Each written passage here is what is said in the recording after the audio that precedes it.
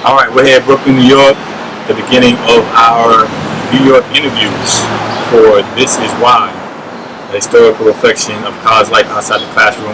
I'm sitting with my big brother right here, Mr. Paul Saunders. Go ahead and introduce yourself.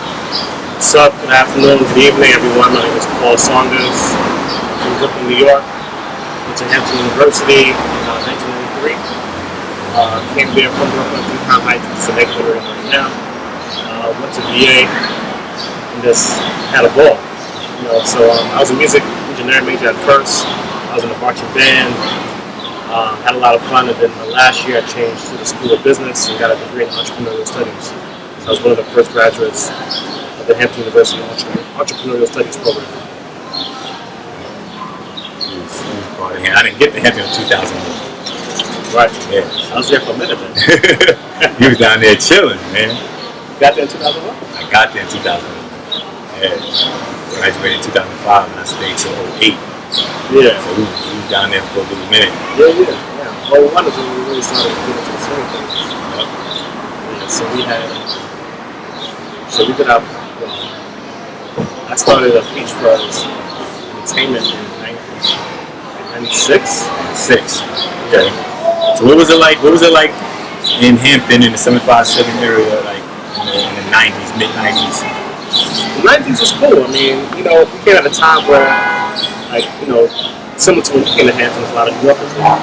So we came down had friends from Brooklyn Tech, Midwood, all those schools when we came down to PA. And in those early years, it was just kind of like life on campus. Like, we used to go to student union parties. The old student union, because yeah, the old student union. So those parties, we used to go chill on the grill, which was like inside the old student union. Then you had some activities off campus, but most of it's off campus in the first 2 years since we had a party in the station. So like the whole party bus thing, we did it, but reluctantly. So a lot of our events on the weekends was like around Hampton where we get a ride with somebody. I had a car like sophomore year, so I would be mobile and get around. But were you doing parties at undergrad? Yeah, you know what? I threw my first party, I think in '96. We rented out the Virginia Air and Space Center. Okay. That was our first party. It was crazy because the Air and Space Center was like the biggest, dopest venue in that area. And I was like, yo, I'm doing a party. So I went and got up with my neighbor. And I tried to connect with some of the other guys at Hampton. And I actually pulled out some, you get that refund check? Yeah. I pulled out some refund check money. And I put that on the deposit for the venue. Right. And I was like, damn, I'm making a lot of money. It's going to be crazy. Everybody's going to come to this party. Yeah. We put in the flyers. We had it catered. We had free food. We had everything at the bar, all that stuff. Right. And then, it was a Friday night. I never forgot that date. The Airspace Center, like 1,500 people. Yeah. We must have got like 75 people came out. 75? 75 people. Damn. Lost everything. Refund check. Gone. Had no money. Broke. And I was living off campus. Yeah. So we should actually sneak into the cafeteria to eat. That's how broke I was after that event.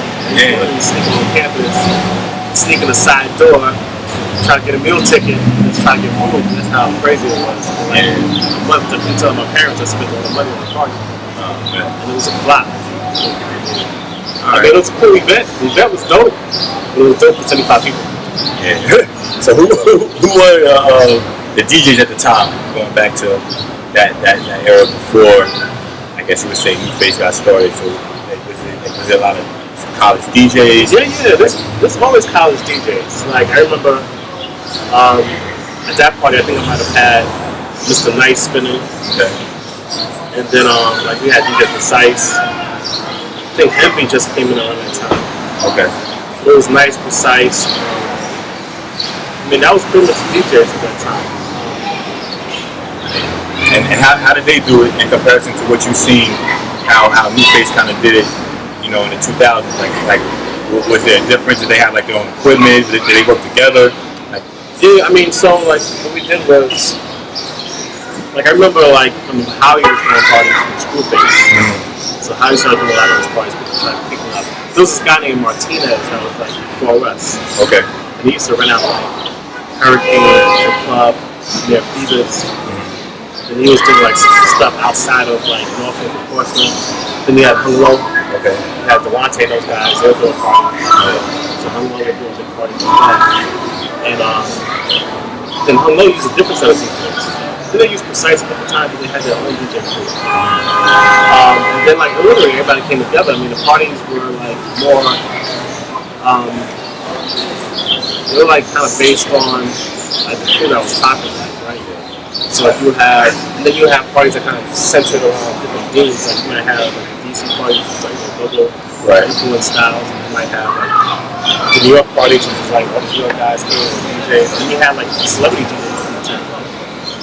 You had like DJ Clue, you had like Biz, you had like Craig G, SNS, you had all those New York popular DJs, like mixtapes. These are always come down like, hey, to DJ like the biggest parties and things like that. So, and then like our DJs like Precise and everybody else just open up for those big DJs. So I guess moving forward to the 2000s, I got introduced to you by Baby Drew,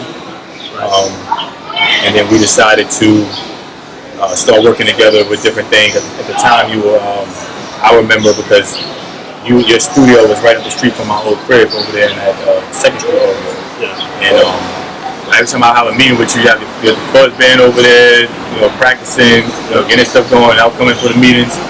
And, me, you, Nice, Baby Drew formed, I guess, the Dream Team is what we called it. When we started doing homecoming events.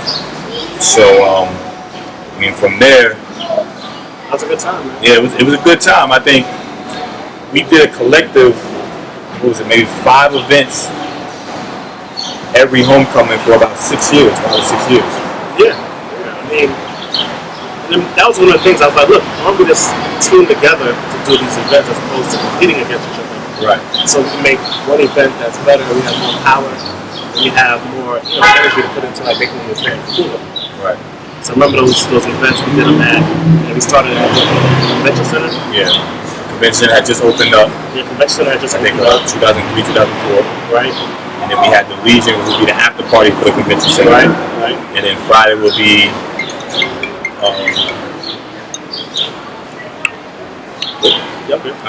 Friday would be like I guess a cabaret type of event. Yeah. So we would have Thursday event, Friday cabaret ballroom style, after party Legion. Saturday, another the big event at the Convention Center. We were expected to have, for a good 3-4 years, at 2,000 plus people. Right. And then the after party would be at the Legion. I think that just looking at how we did it, it would be. And the obstacles we did it against. Right. So I was thinking about this the other day. I was thinking about the city of Hampton and a lot of the pushback we got from those events in terms of planning it, doing events at the Convention Center. Trying to cancel things, different issues. Oh yeah, people trying to cancel. It's really this kind of like hitting under, I won't say hitting, kind of prohibiting us from really doing the best damn parties ever. I mean, literally, like, we had to make sure our paperwork was straight, insurances, we had to do all these things, get them in place, and then we also had to fight the fact that there were people in the city that probably did not want to have these events happening at that magnitude. Right. Really, so literally we faced our events being shut down on a regular basis, but we had to keep on persisting and making sure that we're organized so that these things cannot happen. And then, like, man, I remember, like, that one party where we did a convention center downstairs in the exhibition hall where we had like 2,000 people about to come out. Right. And then like, some people try to skip the line or try to put in and not to come out. Right. And they try to like finish the party. Yeah.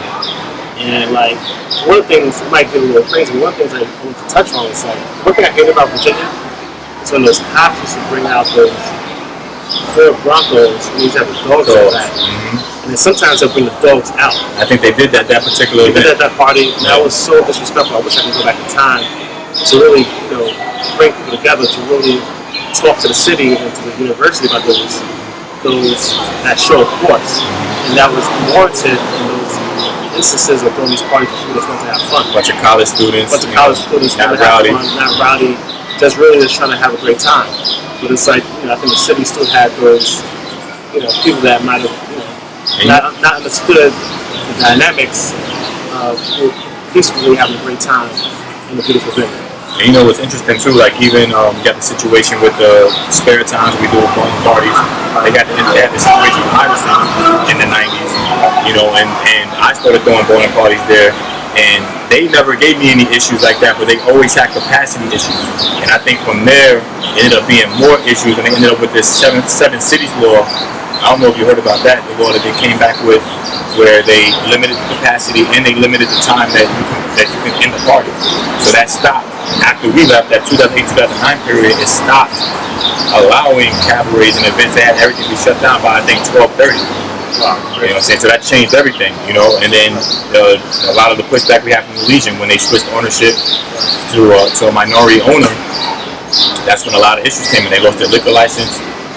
They weren't allowed to have a certain capacity. Then all of a sudden, they were interested in the taxes, the amount of people that were coming in.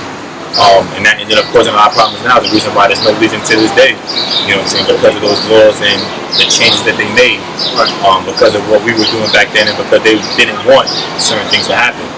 It's unfortunate. Yeah. No, I think that's a whole bunch of things that happen like behind the scenes of PA. So let's just talk for a little bit about, I guess, from your experience, the things that you've seen.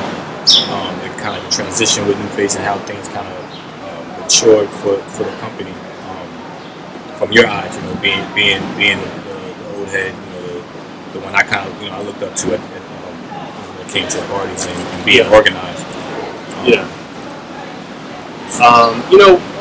I'll say something like one thing I did notice is that you guys had great organization. Just in terms of you have the street team, you have weekly events, weekly meetings. We had a unit that would help facilitate all your different activations. So that was really different than like my groups, because we were like in smaller groups. We used to do more work, but we actually had bigger groups, delegating responsibility and setting up a infrastructure for you to actually continue and proceed with logistics. So I thought that you did something different, take it to the next level. Actually, managing and setting up a company vision that was robust to include college members as well as outsiders, and giving them roles and giving them, a definition and purpose of, like the things. How do you think that affects? How do you think that would affect a college student that like a business management major, entrepreneurship major, to have something like that to use at 18, 19 years old? Yeah, it's impactful, definitely. When I started my company, H-Buzz, we did the event called Fuzzy Wednesdays, which is like an open mic where we had band members, people who did poetry, singing, and all that stuff. But I actually, when it was time to start that event, I used some information I got from my stats class and figured out through the survey which day of the week worked best for people to come out to the events, and then I use that same stats to figure out what type of event they want to go to. Right. So I kind of use like classroom techniques to figure out, what was the best, experience for people in school. Right. And that's how Fuzzy Wednesday was birthed. It was birthed on the creativity and the idea, but also the classroom knowledge that was applied to the event. And that's one of the reasons why I think it went so long, because we did a survey and we got information, we collected data, and like everything right now is about data and understanding your customer, understanding your base, and really targeting and catering towards that base. So school definitely, plays a part in a lot of these types of, engagements and activities, understanding what's happening, understanding like, laws and management and contracts and all that stuff. So I think it's just that creative thinking. Also, I think that problem solving is the most important part of, that classroom. So how do you problem solve? How do you get, a solution? How do you get an answer? How do you understand the different variables that can, increase your chances of success? If you could just explain what you do now and some of your best accomplishments, that you feel like things that you've done, or whether it's for the community and what you're doing now, so they can know your stats. Alright, so what I do now, man, it's like my life is compounded on businesses and experiences since high school, college. I'll say what those events helped me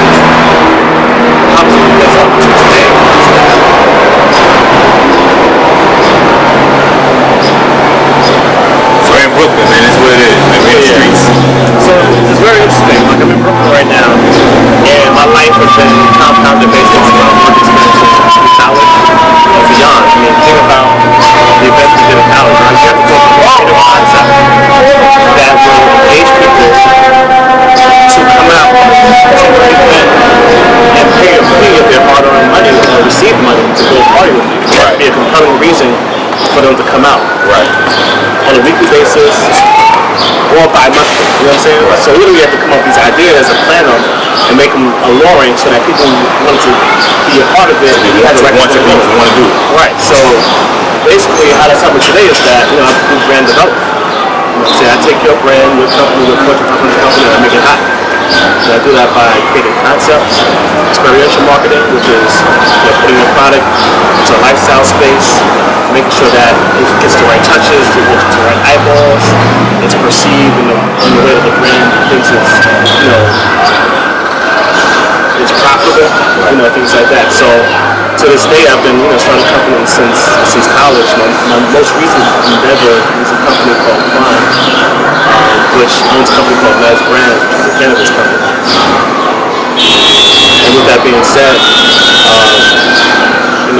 it's something different and new. It's not too many people from, universities that's in this industry, but it's a new industry. It's thriving. And what we did with this industry is, created a brand, a product that people could identify with. It was relatable. So essentially it's still something different and new, but really like taking key components like branding, building a network, understanding what makes us attractive, and then, essentially it leads to how we can market and promote it. Creating unique opportunities to brand and to be support the activities which was started back in that we have identity because they have to recognize that the youth base is putting out quality events. They got to recognize that we're putting out quality events, and that consistency and that intuition is all started from college, and that's how things get compounded. And that's how I've still, been able to keep my edge of being creative and creating opportunities outside of, typical, corporate scenarios and creating my own opportunities. So we got a couple questions for to wrap it up. You always get that message out. We want to make sure that high school students and college students understand that you're from the 90s, from college, and from the 2000s. We're going to 2018. We want to make sure that they know the things that we went through, and know that when it's time for them to go to college, time for them to graduate from high school, that it may be an unknown. You never know what's going to happen when you go away. But I just want to have you give your message to that high school high school student that's about to go to college, thinking about going to college. A high school student that's going to go to college, if it's your vibe, do it. If not, still do it. And the reason why I say this, it's about experiences, right? It's about college is fun. So you think have a lot of plans fun, but you go to college, you do it more, you do it bigger, and 9 times out of 10 you do it in a safe place. So I would say the biggest thing about college is the camaraderie, the fact that we still know each other after X amount of years. And now you've expanded on your network. I still do business with my college friends. My friends from freshman year at James Hall, we talk and we do business. Kano just hit me up and said he's going to Dubai. I'm like, he's in Dubai. Look him up. You know what I'm saying? If I need financial advice from homie Tim Simons, he gives me all the financial advice I need. You know what I'm saying? These are all people that I knew freshman year. I spoke to Kano earlier today. I hooked him up to this event last night in Dallas. You know what I'm saying? It's all about the continued resources and network. So that's what I think college does, is expand your network, your database. You know what I'm saying? Get your company with people that are like-minded, that you can build on something. So, I do business with Hamptonians all the time. And I love to do business with Hamptonians. And I think that we should continue to do more and more and more. Because it's not a lot of us. We need to help. We need to have that. We need not more than the help. We need the reassurance. We need the positive energy. A lot of times being entrepreneurs get caught in these ruts. They're psychologically, you need someone that's supporting you, pushing you, giving you the extra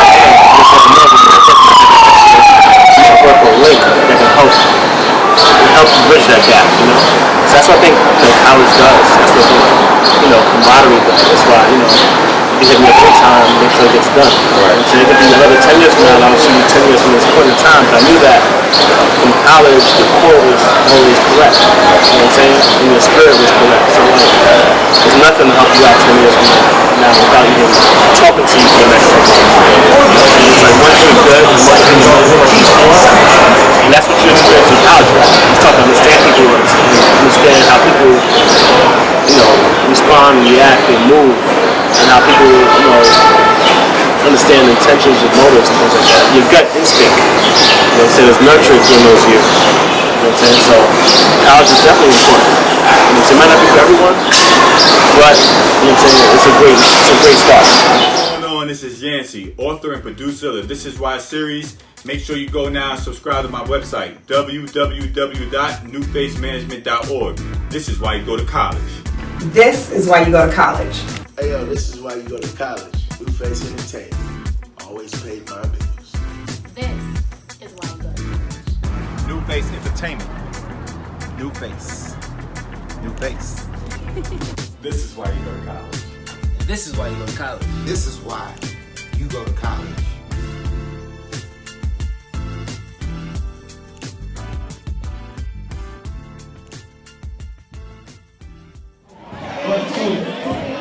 It is Saturday, March 24th, 2007. We at the Legion, the Blue Ice Jump Over, Phi Beta Sigma Fraternity Incorporated, Alpha Phi Alpha Fraternity Incorporated.